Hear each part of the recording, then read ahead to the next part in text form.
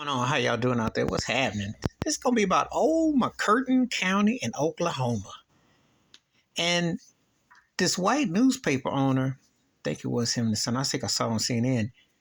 They, funny thing about white folks when they know someone is racist, they leave the recorders going because they just know that someone can't wait to run off at the mouth. And lo and behold, it is true and actual, no matter what they say. And I don't want to hear no one saying, oh, that this is legal obtained because Texaco back in 96, Donald Sterling, former Clippers owner, now this. You racist, it comes out on you. And you can't deny it. I don't care what you're going to say distorted. Not quite. So apparently, some of the workers on the force were talking about the good old days. And they had the good old boys and one good old girl. And they talked about, oh, we wish we could lynch the blacks. Oh, we could dig them up and dug them.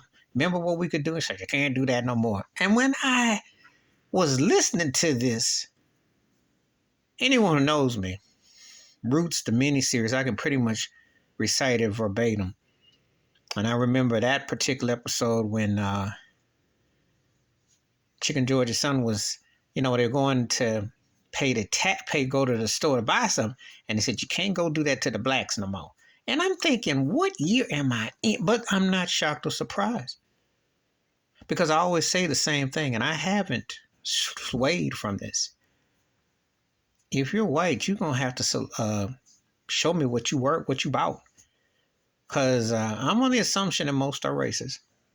Most. I ain't say all, but most. Because the reason being, this is the reality.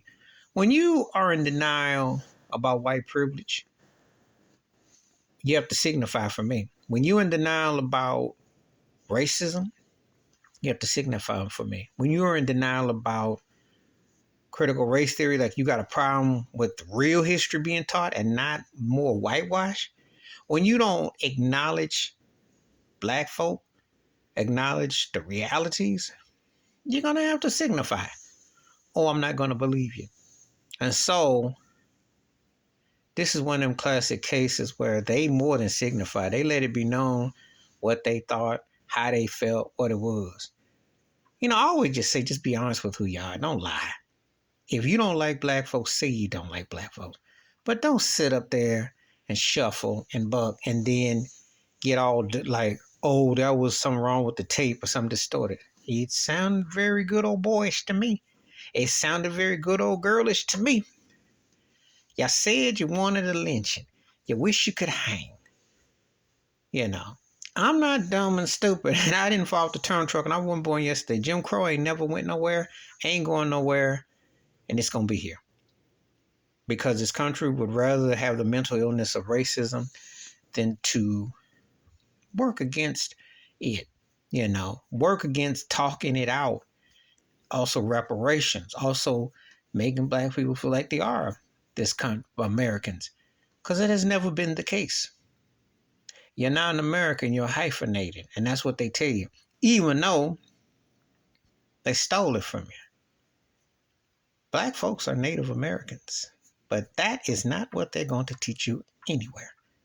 Institutionalized, systematic, and you got this good old boys club, which for all the technology we have, I don't care if you got 5G, 12G, 100G, it's the same old game.